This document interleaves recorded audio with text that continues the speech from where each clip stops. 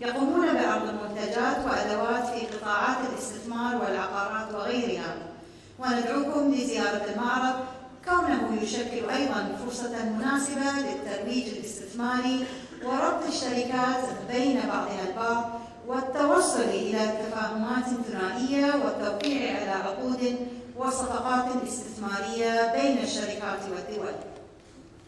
الحضور الكرام، نتمنى أن نحقق من خلال هذا الملتقى الأهداف والرؤى التي نصبو إليها جميعا، ونأمل أن يكون وجودنا في الإمارات محطة نوعية في طريق تنشيط الحركة الاقتصادية والاستثمارية على مستوى المنطقة والعالم. شكرا لكم والسلام عليكم ورحمة الله وبركاته. Sheikh Aluna, thank you so much for that most informative, encouraging, and indeed for your enlightening words and setting the scene for the days ahead. As Sheikh Aluna just said too, we have many dignitaries here with us today, and indeed many partners, people that we've worked with over the last few months to get this conference in place. And we're very happy now to hear from a few of our guests. I'd like to welcome from Armenia, the Deputy Prime Minister, His Excellency, Armen Jerovian. Sir, thank you so much. Your Highness, Your Excellencies, dear colleagues, ladies and gentlemen.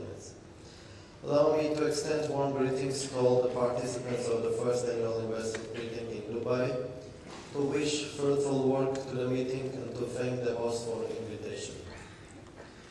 Dear colleagues, the global crisis has forced us to rethink the economic situation in our countries. Our governments have developed and implemented crisis response plans, which have delivered some visible results. But it is still premature to claim full recovery. The world will no longer be what it was before the crisis. The need for global change that was earlier visible only to specialists is now obvious to everyone. We are now facing the challenges of the 21st century, which determine its new innovation-based substance. The modern world is rapidly changing and shrinking. The mutual influence of societies on one another is growing. Intellectual activity is the underlying process, and intellect is turning into a key resource. Hence, the economic strategy of the Armenian government in recent years has focused on the aforementioned challenges. We are more determined in the implementation of core and systemic economic reforms based on liberal principles. The reform priorities are the development of the private sector, the protection of investments and investors, and improvement of the business climate. Our external economic policy is aimed at the attraction of foreign direct investments and the further liberalization of trade. The main principles of the investment policy includes an open doors policy for foreign investors, the unlimited participation of foreign capital in Armenian enterprises, and the legal protection of foreign investments. In terms of value, a large share of investments flows to the food industry, the mining sector, telecommunications, construction materials, production of jewelry and precious items, energy and tourism. The information technology sector also has great potential to attract investments. The diversification of the economy and export promotion would support sustainable growth in the long run, expansion of the innovation potential and stability. The government has preferential policies for enterprises that upgrade technologies and encourage innovative projects aimed at the creation of new production. Here I would like to highlight the special importance to the Armenian government of the activities of the International Renewable Energy Agencies located in the United Arab Emirates. I would like to assure that we will contribute most actively into its work. The development of agriculture is another key priority for us. There is strong demand in Armenia and abroad for agricultural products grown under the Armenian sun and irrigated with clean mountain water. Armenia is implementing a project to modernize agriculture and to increase the production of organic food produce. It implies the introduction of technologies that would allow maintaining the highest ecological standards for products. The government is extending strong efforts towards the creation of information society. We are persistently improving the image of Armenia as a country that has traditionally had vast potential in the IT sector. Another priority for our efforts is the creation of a favorable business environment.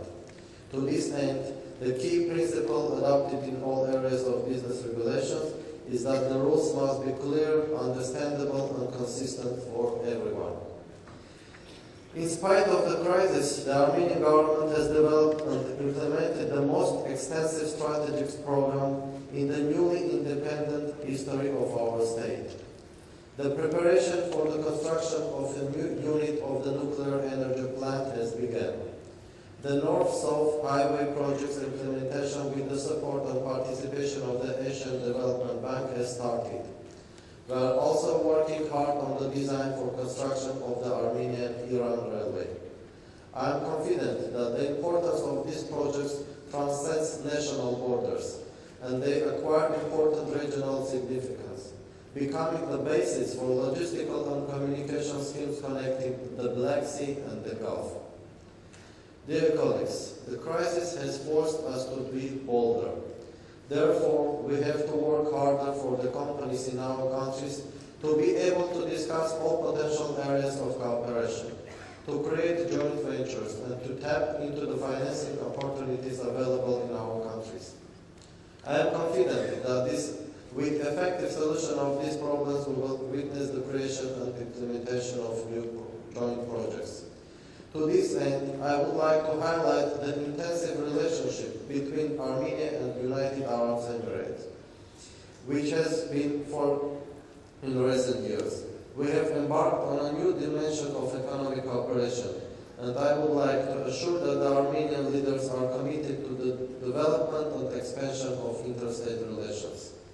I wish once again to extend my best wishes to the organizers, participants, and guests of this first annual investment meeting. The dialogue that will take place in this meeting will undoubtedly strengthen the trust between the business community of our countries. Hence, I wish to all the participants impressive achievements on the path of mutually beneficial long-term economic cooperation. Thank you for your attention.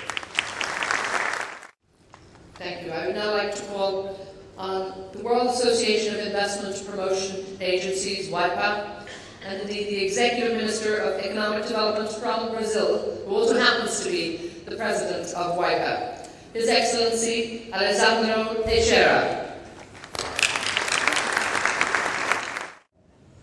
His Highness Sheikh Maktoum, Her Excellency Sheikh Lubna Kazim, His Excellency Deputy Prime Minister of Armenia, Armen Georgian, His Excellency President of Tajikistan, Rustam Minihano, His Excellency Deputy General Secretary of UNCTAD, Peter Draganovic, our distinguished dignitaries here present, ladies and gentlemen. This first annual investment meeting it's very, very important, especially not just for the world, but for the region. As you see, in the last few years, we have been increasing FDI around the world. In terms of specific data, 2007, 2008 are being the best years in terms of results of FDI around the world. 2008, we arrived in an expressive number of $1.8 trillion in terms of FDI. With the beginning of the crisis in 2008, 2009 and 2010 have been years of recovery. The question is, would the world come back to the same level of FDI that we had in the past previous year? This question can be just answered if we understand the new dynamics of the world economy. What was presented in the video here just a few minutes ago was that the balance in terms of economic power has been shifting. Has been shifting to a more, in my opinion, balanced world. Just to have a good example, by 2015, 50% of the FDI investment attraction is going to be responsible by the emerging economies. If we see that number in 2002, 89% of FDI was responsible directly for advanced economies. So many developing countries has the responsibility not just to attract investment, but especially to invest abroad. This scene has changed so dramatically that now you have countries, parts of the BRICS, because we have Brazil, Russia, India, China, and the newcoming South Africa, part of the different developing economies in the world. To be more specific, if you compare the figures, my country, Brazil, in 2002, representing and receiving just $60 billion, in 2008 was responsible to capture in international markets more than $50 billion. If you take the example as China, that in 2002 represent just $40 billion, in 2010 would represented more than $118 billion. Russia, for example, in 2002 represents just $3.5 billion. Nowadays, it's over $40 billion. India, $5 billion in 2002, now more than $26 billion.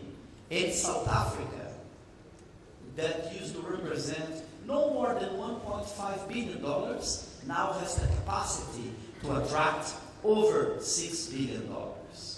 Why I'm giving those numbers is because we understand that now we have a shift in the world economy. But this shift was possible, and is real possible because exists cooperation in those countries and in different parts of the world. And a good example is the Middle East. The region that we are used to be representing no more than around 1.3% of the capacity in terms of receiving FDI. Nowadays is expected for 2012 represent over 6% of the world capacity of FDI. And if you take the UAE, for example, that would not attract more in 2002 than $1 billion, now it's attracting over $13 billion. Those numbers are not just numbers, they represent opportunities. When you see the shift in the world economy, you see that the economies are growing faster, faster, and faster. But one of the key elements that we need, and is very important that we need to address, and that although investment is one of the main pillars of development, we cannot forget that we need to build a sustainable development. And sustainable, I mean economic sustainability, environmental sustainability, and most especially of all, social sustainability. If countries like China, like India, like Russia, like South Africa, and like my own country, Brazil, has been driving forces towards to be developed economies, one characteristic that is among all of these countries as the reduce of social gap. Brazil, my specific country, has in the last 10 years created over 14 million jobs.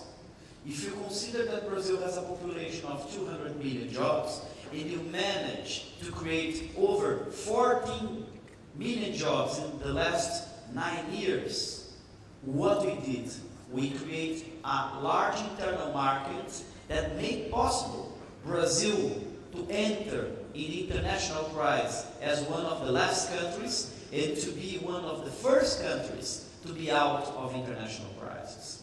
That happens the same in China, that happens the same in Russia, in India, and South Africa. So, ladies and gentlemen, when we have seminars, conferences about investments, what is really important is not just increase the terms of FDI, but especially to make this FDI productive. And I mean productive by generating income and jobs. Because generating income and jobs, you are generating internal markets, you are generating consumer. For that reason, I would like to congratulate the UAE government for hosting such an important event, not just for the region, not just for the emerging market, but especially for the world. We know that developed economies, advanced economies, they have to challenge the difficulties of creating new jobs, new opportunities, new incomes. For that reason, FDI is the most valued element and instrument to create jobs and to create income. I hope that every single person, every single dignitary here can understand the importance of FDI, can help to shape policies that make it easy to invest around the world, and we can be sure that just through cooperation we can achieve the goal that the world needs: investment, income, and jobs. Thank you very much, and fruitful discussions. I would like now to call on the United Nations Conference on Trade and Development. Please welcome the Deputy Secretary General of UNCTAD, Petko Dragunov. Grace Dubai, Your Excellency Minister of Foreign Trade, Excellencies, distinguished guests, ladies and gentlemen. It is a great pleasure to be here with you today at the opening of the annual investment meeting 2011. On behalf of the United Nations Conference on Trade and Development, I would like to thank the Minister of Foreign Trade of the United Arab Emirates for the invitation to organize 2 events during this meeting. I would also like to congratulate the Ministry of Foreign Trade for taking the initiative for this very timely event. The global economy is recovering from a crisis that still affects many parts of the world, including West Asia. It caused sharp drops in both trade and foreign direct investments, but while world trade has returned to its pre-crisis level, foreign direct investment is only just restarting the engine. Global FDI flows remain some 25% below the pre-crisis average and nearly 50% below the peak of 2007. Foreign direct investment is an important driver of the economic recovery, and I believe that AIM 2011 can contribute to strengthening international investment by providing a platform for interaction between prospective investors and governments. The strong interest that UNCTAD's partners in both developed and developing countries have shown in AIM 2011 is a testament to the timeliness and relevance of this meeting. UNCTAD is to organize 2 special events at AIM 2011. Tomorrow morning is a high-level session on green foreign direct investment, where ministers, executives of global companies, and heads of investment promotion agencies will discuss challenges facing international investors and host country strategies to seize opportunities arising from environmentally sustainable foreign direct investment.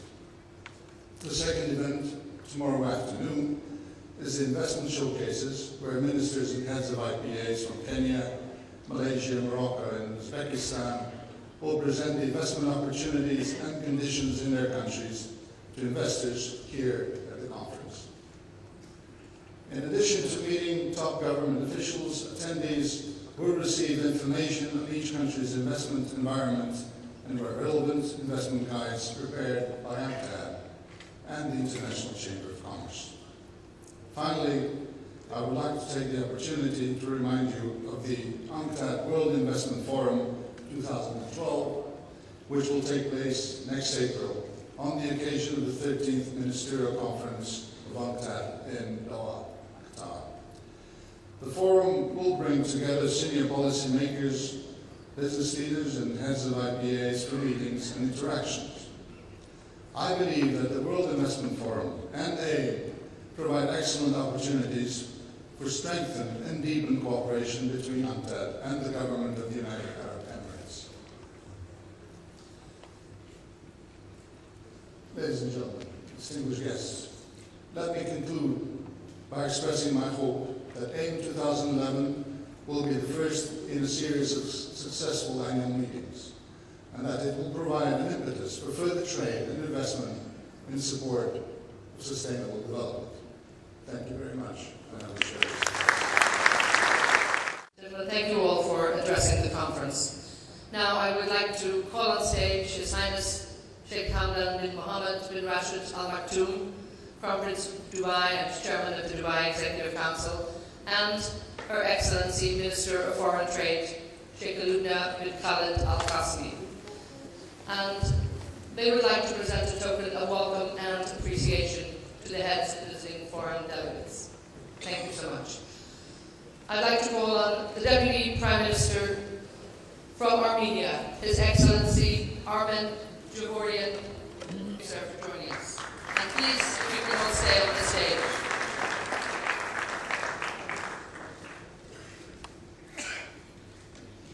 From Russia, the President of the Republic of Tatarstan, His Excellency Rustem Minnikhanov.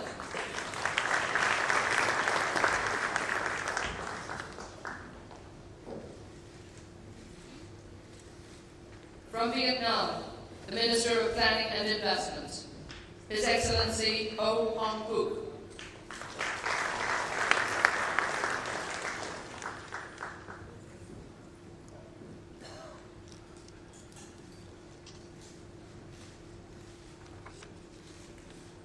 From Namibia, the Minister of Trade and Industry, His Excellency Dr. Hage Geingob.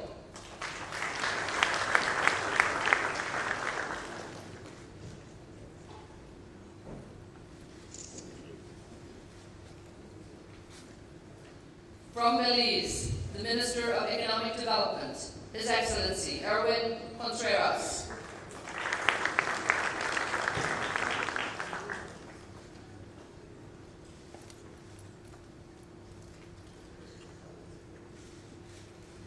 From Indonesia, the Chairman of the Investment Coordinating Board, His Excellency Gita Wirjawan.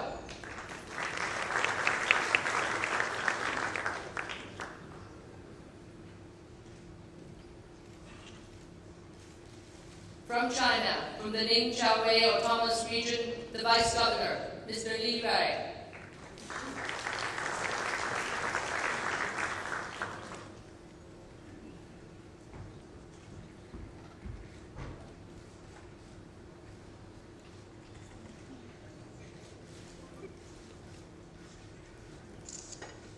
And from UNCTAD, the Deputy Secretary General, Mr. Petko Dragunov.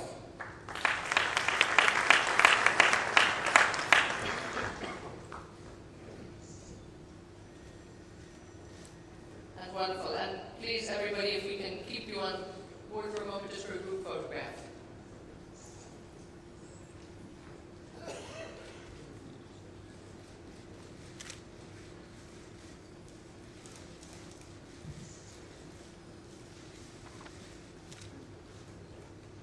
Thank you all so much, and we appreciate your contribution to the conference. If Sheikh Lubna and His Highness will stay with us.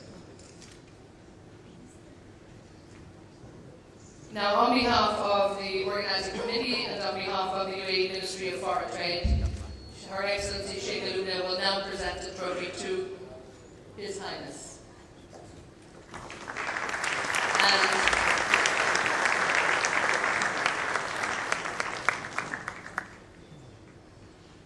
And we want to take an opportunity now to thank Your Highness and Your Excellency. Thank you so much for coming.